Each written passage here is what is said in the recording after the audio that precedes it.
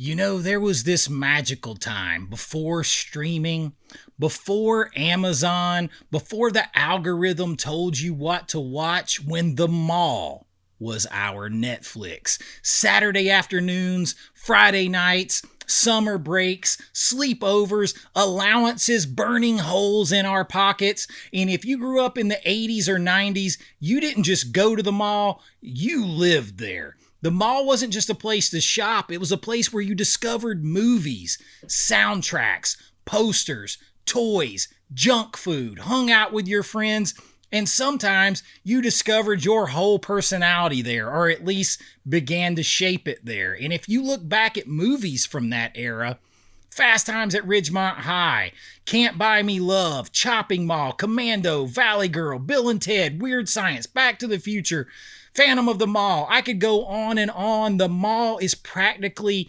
a character in 80s films. So tonight, we are going to walk through the neon halls of the 80s and 90s malls, past the escalator, past the food court, and into the stores that raised an entire generation of movie kids. So pop that tape in. I got you. Let's go do this.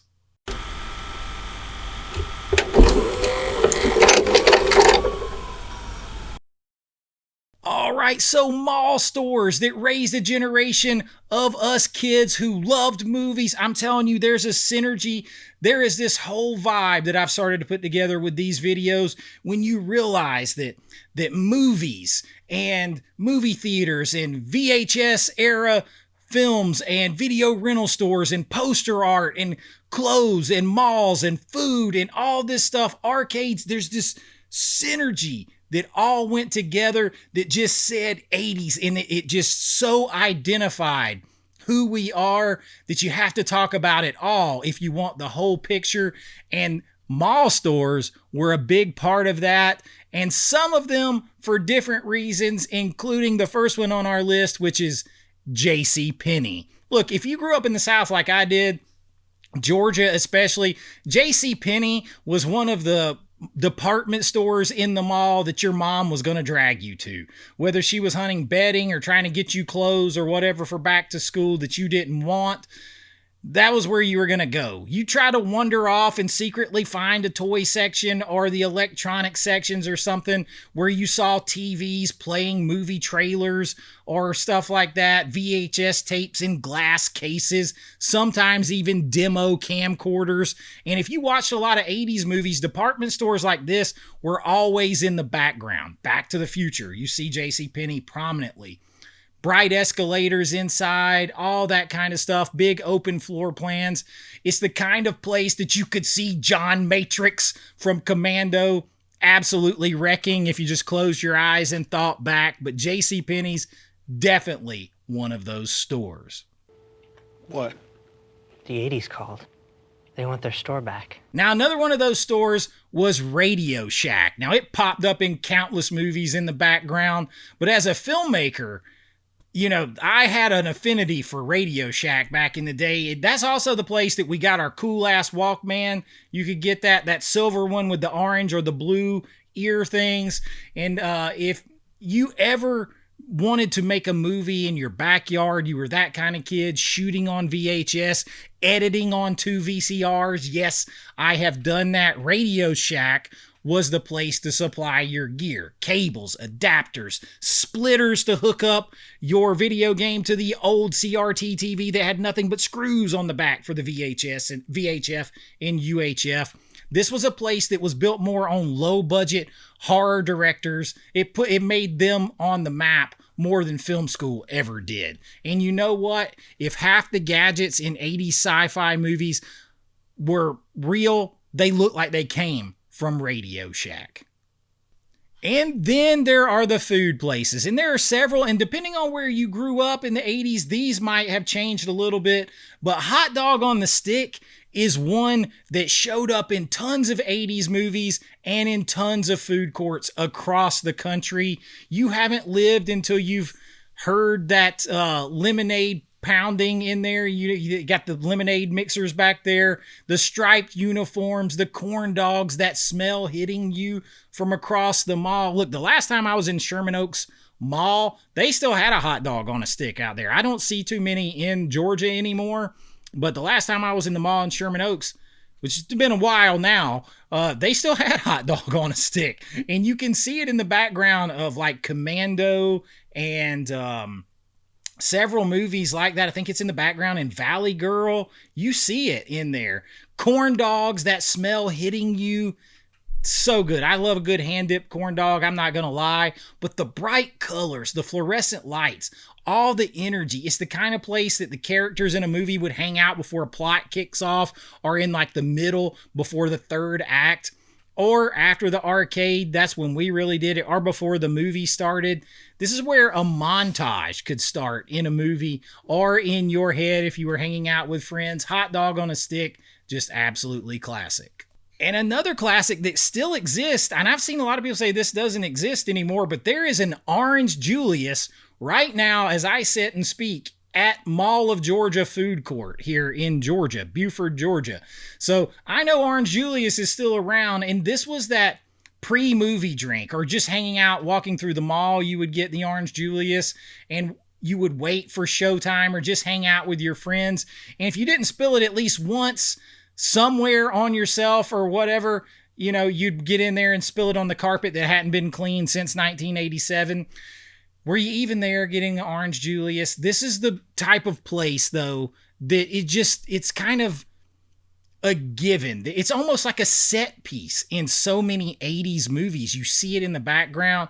People mention it. It just becomes ubiquitous throughout pop culture and part of that shared monoculture. Whether you went there or not, you know Orange Julius. And that's why it's so important.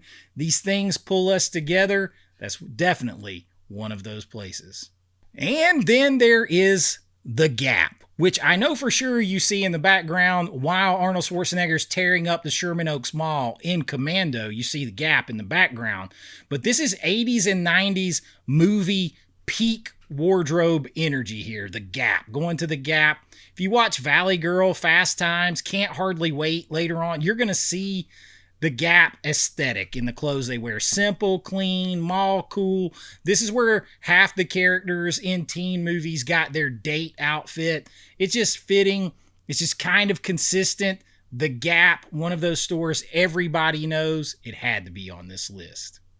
And then, of course, there is Dalton Bookseller. This thing was in the background of so many 80s and 90s movies. And this is where a lot of kids in the mall became movie nerds, because you had a lot of novelizations that you could get in B. Dalton Bookseller. You had behind the scenes books on filmmaking, nerd like me got, movie magazines that you could watch. Back in the day, you had like Fangoria came out eventually, but you had Starlog, then Entertainment Weekly later. You had all these magazines that could suck you into that whole movie vibe. And when you see these stores popping up in movies that you're watching, and then you're there and you're reading about movies, you just feel like you're a part of this energy. So like, if you watched Back to the Future, you could come there and find the paperback. You saw Batman, you could come and buy the making of book, you know, these novelizations of like Back to the Future and stuff. This store extended the movie universe well after the credits rolled, and it made you feel like a part of it all.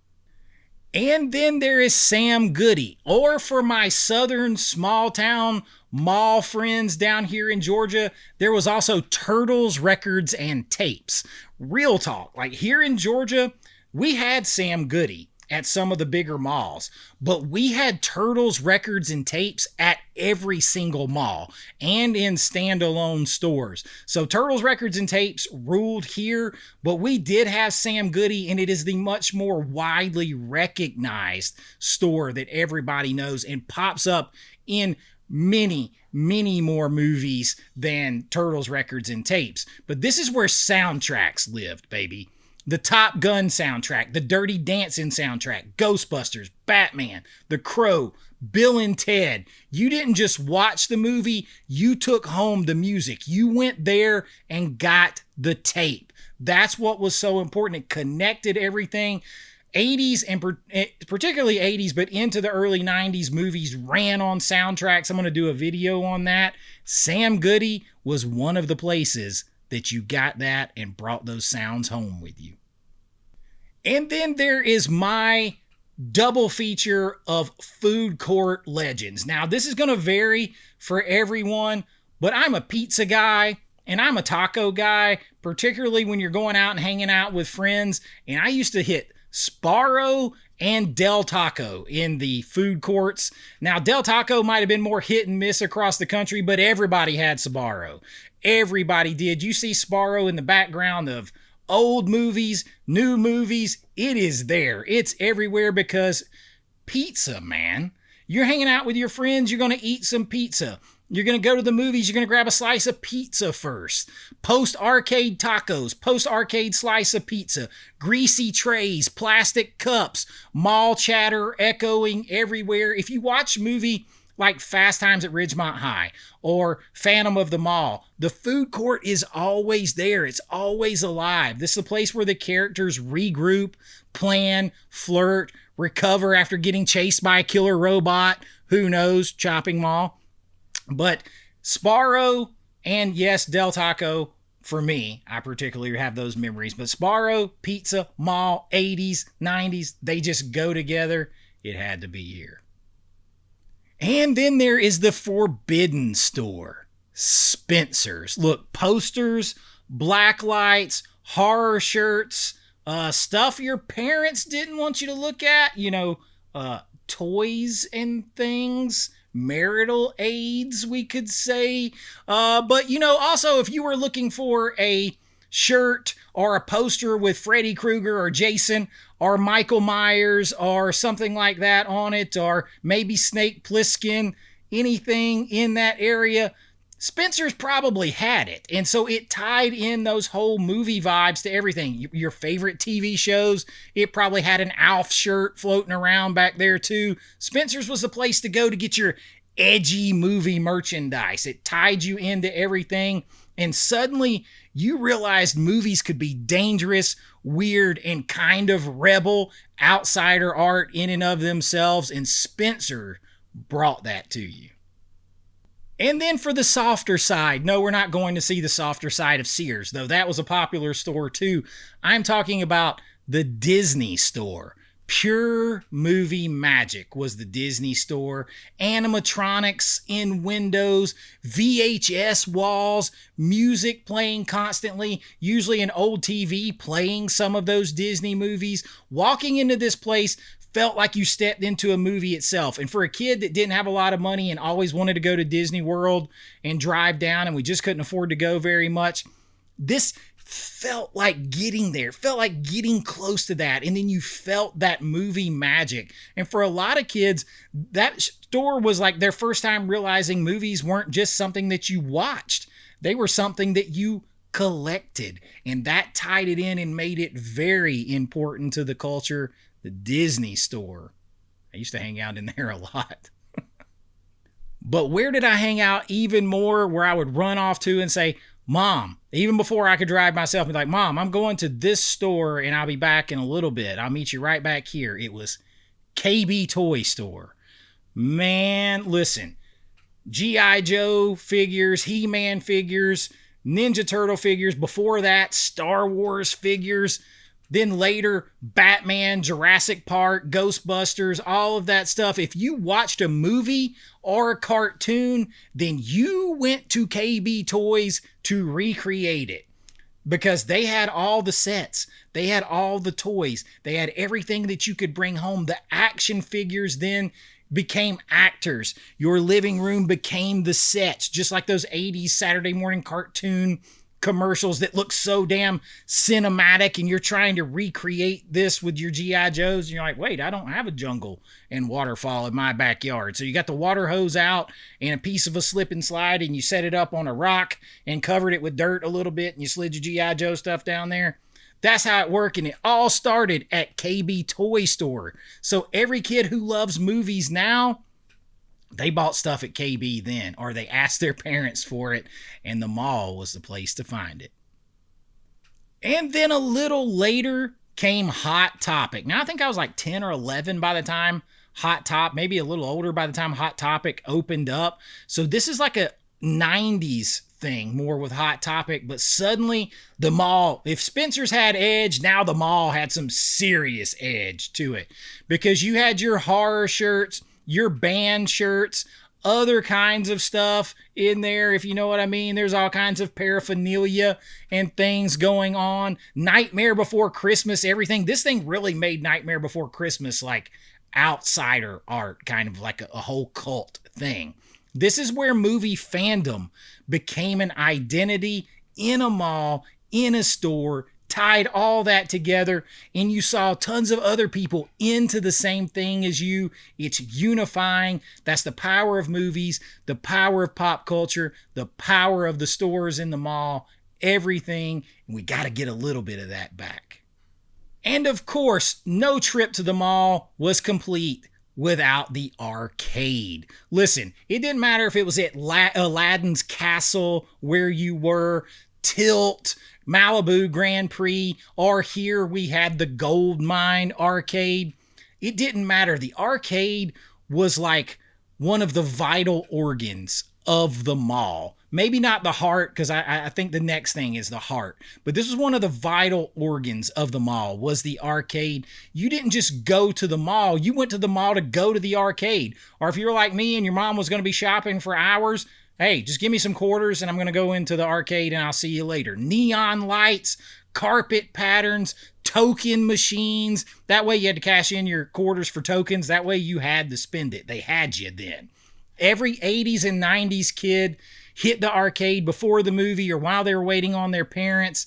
And if you watch films like Night of the Comet or Weird Science, arcade energy is baked into them, baked into that era, and so much more. You can go back and see countless 80s movies that hit the arcade in the mall. It is there. It is ubiquitous. It is throughout our culture. Arcades were a big deal, and the mall had them.